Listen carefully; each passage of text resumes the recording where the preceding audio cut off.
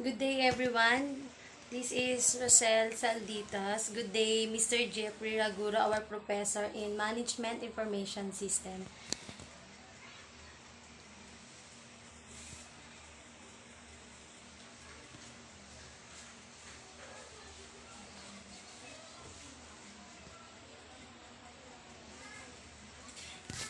The first question is, what are the problems of managing data resources in a traditional file environment?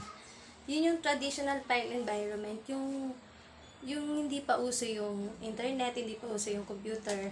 Kumbaga, di ba may mga files na through sulat or logbook, yun lang yung, o kaya tinatabi, yun yung mga traditional file.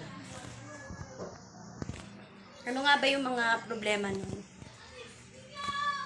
List and describe each of the components data hierarchy. Yung bago tayo mapunta doon, ano nga ba yung mga components ng data hierarchy, which is the data includes bits, bytes, fields, records, files, and databases. Yun nga. Yung unang tanong, over time, the traditional file management environment creates problems such as redundancy, inconsistency, program data dependence, inflexibility for security, and lack of data sharing and availability. Yan.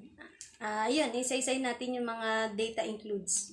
Bits can be grouped to form a byte to represent one character, number, or symbol. Bytes can be grouped to form a field such as name or date, and related field can be grouped to form a record.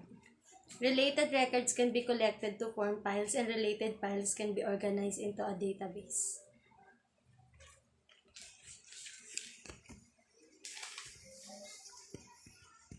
Define and explain the significance of entities and attributes. An entity is a person, place, thing, or event about which information can be obtained. Yun yung entity. Ang attribute is a piece of information describing a particular entity.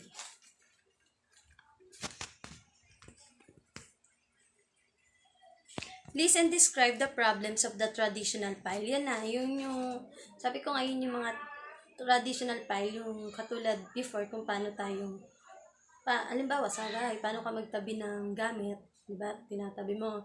Same dun sa data, meron rin silang paano nila ipa-file yung mga data na yun o yung mga gathered na data or information. Yun yung mga ipapaliwanag dito yung sinauna, which is wala pang computer, wala pang mga gamit para itabi yung file na yun.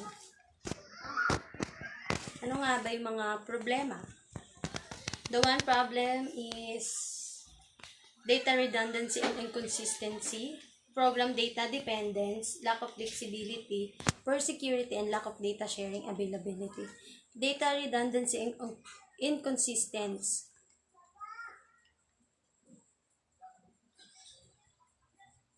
Ayan. Data redundancy is the presence of duplicate data in multiple data files. In this situation, inconsistencies arise because the data can have different meanings in different files. Yun yung nagkakaroon ng maraming nag-gathered na data. Kaya, syempre parang ano lang yan, kung paano ka magsalita, pag mali-mali yung sinasabi mo, nagkakaroon ng inconsistency. Ganon din sa data. Kung nagkakaroon ng maraming kopya, nagkakaroon din ng inconsistency. Program data dependence is the tight relationship between data stored in files and the specific programs required to update and maintain those files. That this dependency is very inefficient, resulting in the need to make changes in many programs when a common pieces of data such as the postal code and structure changes. And the number 3 is lack of flexibility. Refers to the fact that it is very difficult to create new reports from data when needed. Ad hoc reports are impossible to generate. A new report could require several weeks of work by more than one programmer and the creation of intermediate files to combine data from disparate files. Yun yung lack of flexibility. Siyempre, yung mga dati, bago ka makakakuha ng ng copy, kailangan marami ka munang i-check yung mga files. Kumbaga, mahirap. Compare ngayon na may, basta alam mo kung ano yung ano ng data mo, makukuha mo yung copy. For security, results from the lack of control over the databases because the data are so widespread. Lack of data sharing and availability. Data sharing can be virtually impossible if data are distributed in so many different files around the organizations. Yun, mahirap nga siya makuha. Mahirap ma-share kasi nga malawak o malaki ang gagawin muna para nakakapagod gawin para makuha mo yung data na yun. Compare ngayon na through computer na lang or nasi-save na siya. The next question is, what are the major capabilities of DBMS and why is relationally DBMS so powerful? The principal capabilities of DBMS include a data definition capability, a data dictionary capability, and data manipulation language. The data definition capability specifies the structures and content of the databases. The data dictionary is an automated or manual type that stores information about the data in the databases, including names, definition, formats, and descriptions of data elements. The data manipulation language such as SQL is a specialized language for accessing and manipulating the data in the database. Yan.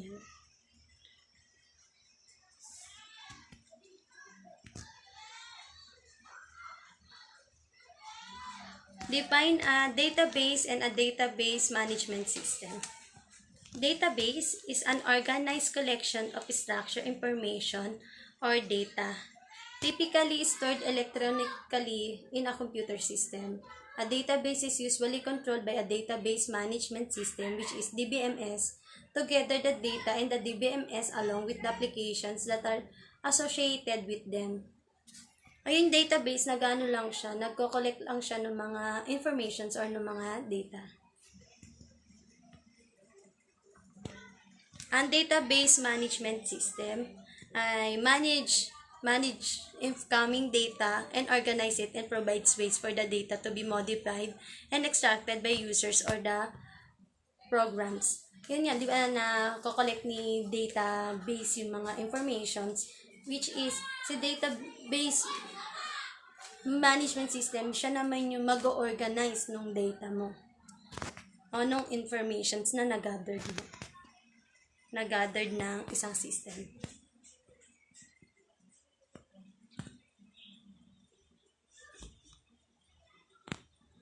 Name and briefly the capabilities of a DBMS.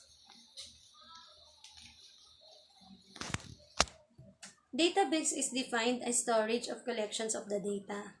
The special software or program that is used to create and maintain a database and allow business users to extract the data without making a separation of the file in their computer program is called a database management system.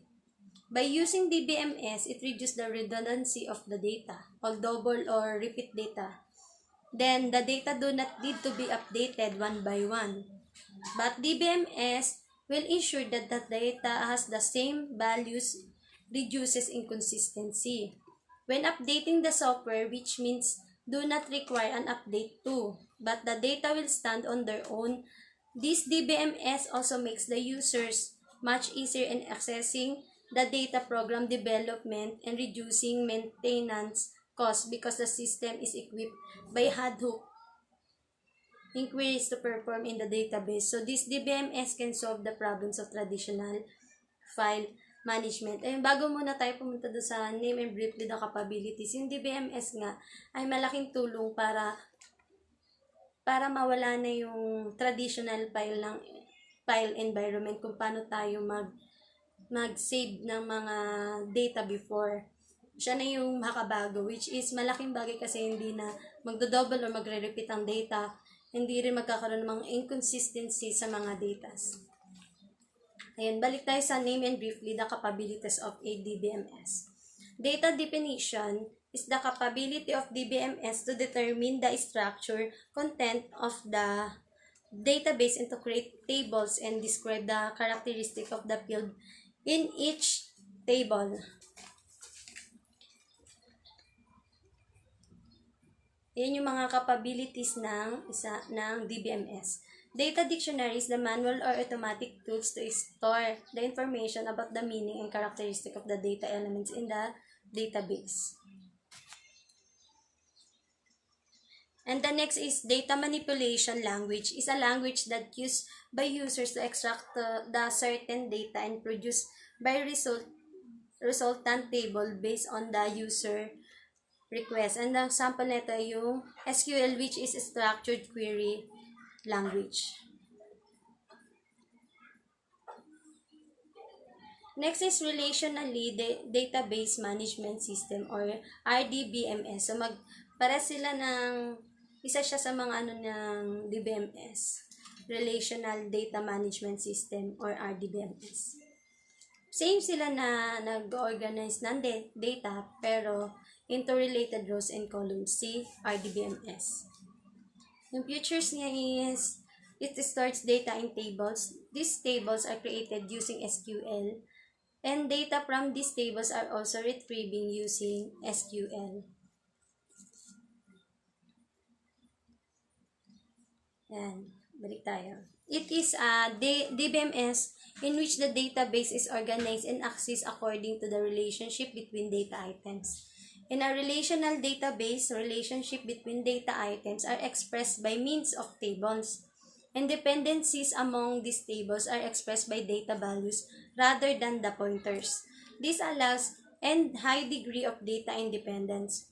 The relational database is the primary method for organizing and maintaining data today in information system because it is flexible and accessible. It organized data in two-dimensional tables called relations with rows and columns. Yan, na-organize niya yung mga data gamit yung mga tables which is rows and columns.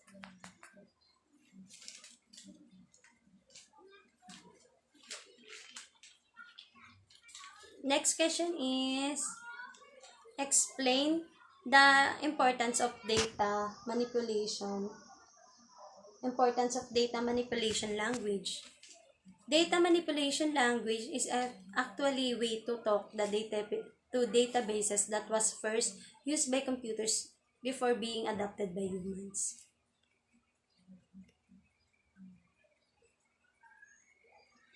Tables and formulas are useful when interacting with data held in database via SQL up to a point. But there comes a time when you really want to perform some pretty complex interactions with data. In the case, you'll likely need data manipulation language. That data manipulation language is a way of telling a database exactly what you want it to do by speaking in a way that is built from the ground up to the understand. When it comes to working within existing data, whether is to add more or delete data.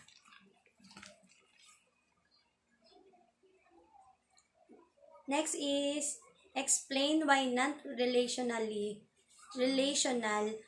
databases are useful. Bakit nga ba useful yung non-relational database?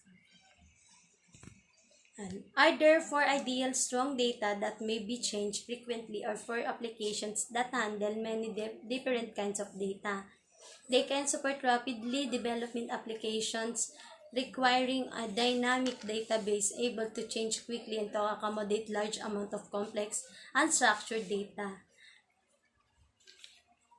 Yun, kaya niya mag-gather yung mga dynamic, yung mga malalaking databases. Kaya ng non-relational databases mag-gather dyan. O ma-save yung data na yun.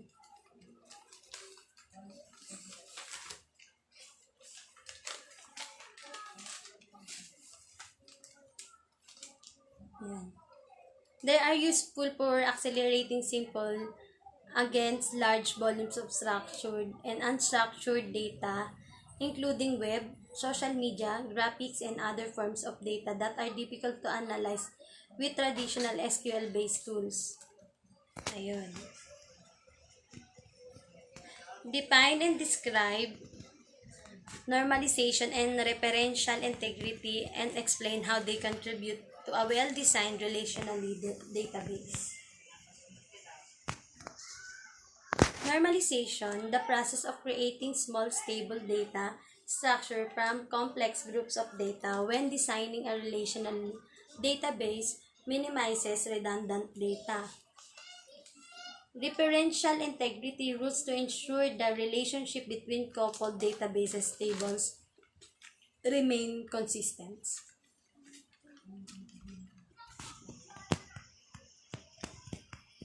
Define and describe an entity relationship diagram and explain its role in database design.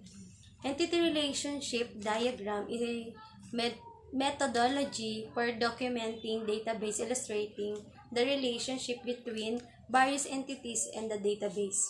The boxes represent entities. The lines connecting the boxes represent relationship. A line connecting two entities that ends in two short marks designates a one-to-one relationship. A line connecting two entities that ends with a gross put top by a short mark indicates a one-to-many relationship. It can be emphasized enough. If the business doesn't get its data mood right, the system won't be able to serve the business well. Ayun. Yun yung entity relationship diagram. And that's it for the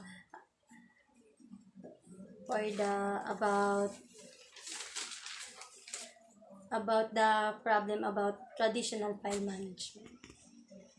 Thank you.